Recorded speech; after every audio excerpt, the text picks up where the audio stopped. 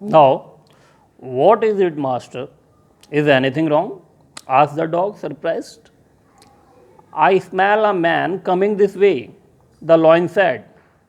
We had better run for it, or we will be in trouble. Oh, well, then I will say goodbye to you, lion. I want a master who is stronger than anyone on earth.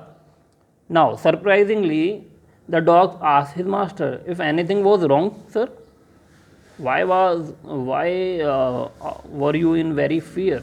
The lion told him that a man was coming their way and that they must run away to save themselves. At the same time, by hearing this, he realized what he realized now. Somebody is there who is more stronger than the lion. And then, hearing this, the dog bid him because he wanted to strongest being on the earth as his master. He left him. Now, and of the dog went to join the man, and he stayed with him and served him faithfully. This happened long ago, but to this, the dog is man's most loyal servant and knows no other master. Okay, now the dog went to be with the man, the strongest on the earth. He stayed with him and became his tried and true friend.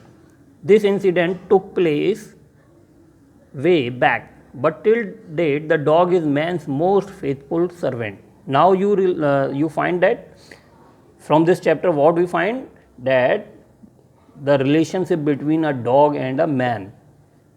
Okay, till date the dog and man's most faithful servant. The dog is man's faithful servant because of that reason, because in the end he find the man is most strongest person on the earth. That is why he served till now the man as a servant. Okay, so this is all about the story. This is all about the dog and how he met different masters, and in the end how he realized that the most strongest master is the man. Okay, student, your reading part of this chapter has been finished. In next video I will discuss the question answers. Till then, stay safe, stay home. Goodbye.